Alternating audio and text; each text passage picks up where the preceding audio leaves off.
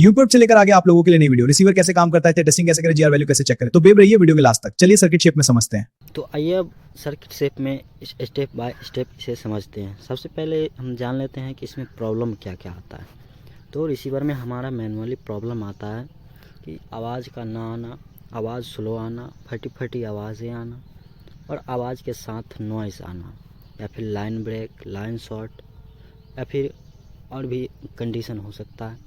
तो चलिए इसको हम समझते हैं कि कैसे हम रिपेयर कर सकते हैं।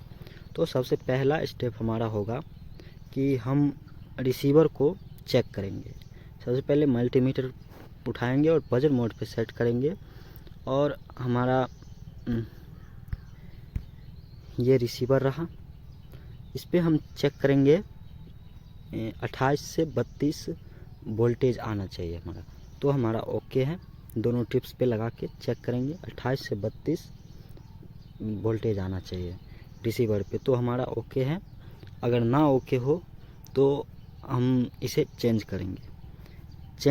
पहला स्टेप हो गया। अब दूसरा स्टेप क्या है कि हम इसका जीआर वैल्यू चेक करेंगे। रेड वायर को ग्राउंड पे टच करेंगे और ब्लैक वायर को हम दोनों टिप्स पे टच करके चेक करेंगे कि हमारा जीआर वैल्यू सेम है या फिर नहीं है। अगर हमारा जीआर वैल्यू सेम आ रहा है तो हमारा लाइन ओके है, ऑडियो आईसी तक पूरा ओके है। और अगर जीआर वैल्यू नहीं आ रहा है या फिर इस पे बीप साउंड दे रहा है तो हमारा लाइन क्या है, शॉर्ट है। अगर जीआर वैल्यू आ रहा है और बीप साउंड दे रहा है तो हमारा लाइन शॉर्ट है। अगर बीप साउंड नहीं दे रहा है, जीआर वैल्यू नहीं आ रहा है, तो हमारा लाइन ब्रेक है। तो यहाँ तक हम समझ गए। अब समझते हैं कि कंपोनेंट्स को कैसे चेक करेंगे। तो हमारा ये रहा टीवीएस डायोड जिसे कहते हैं। इन सभी कंपोनेंटों पे हमारा एक्टिव वोल्टेज आना चाहिए 1.8 से 2.8 वोल्टेज तक आना चाहिए। हमारा सभी कंपोनेंट, जितने भी कंपोनेंट है, कैपेसिटर, डायोड, कॉइल और रेजिस्टेंस, ये सभी कंपोनेंट पे हमारा एक्टिव वोल्टेज आना चाहिए कितना, 1.8 से 2.8 वोल्टेज तक। तो इसका हम इसको चेक करेंगे। उसके बाद अगर हमारे सभी पॉइंट पे, सभी कंपोनेंट्स पे वोल्टेज सही आ रहा है तो ओके है। उसके बाद हम चेक करेंगे सीरीज में लगे हुए कंपोनेंट्स। जैसे सीरीज में लगे हुए कंपोनेंट्स हो गए,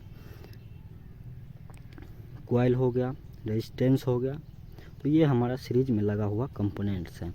और इसके बाद पैरेलल में लगे हुए कंपोनेंट्स को कैसे चेक करेंगे और पैरेलल, सीरीज और पैरेलल किसे कहते हैं, तो इसके लिए मैंने एक फुल वीडियो डाल रखा है जिसका लिंक वीडियो के डिस्क्रिप्शन में मिल जाएगा आपको, वो आप देख सकते हैं। अगर पैरेलल और सीरीज नहीं समझ में आ रहा है तो आप देख सकते हैं। चलिए फिर से हम अपना टॉपिक पे आते हैं।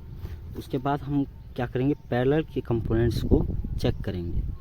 पैरेलल के कंपोनेंट्स अगर हमारा शॉर्ट है तो चेक करके उसे चेंज करेंगे, रिप्लेस करेंगे। उसके बाद हमारा ये जो लाइन दोनों जा रहा है, ये लाइन और ये लाइन, सीधा यहाँ से रिसीवर से लेके ऑडियो आईसी और पावर आईसी को सप्लाई करती है। तो आई होप कि आप लोगों को समझ में आया होगा। तो अगर समझ में आया होगा, थोड़ा सा भी समझ में आया होगा, तो वीडियो को लाइक, कमेंट एंड शेयर ज़रूर से कीजिए। तो मिलते हैं नेक्स्ट वीडियो में।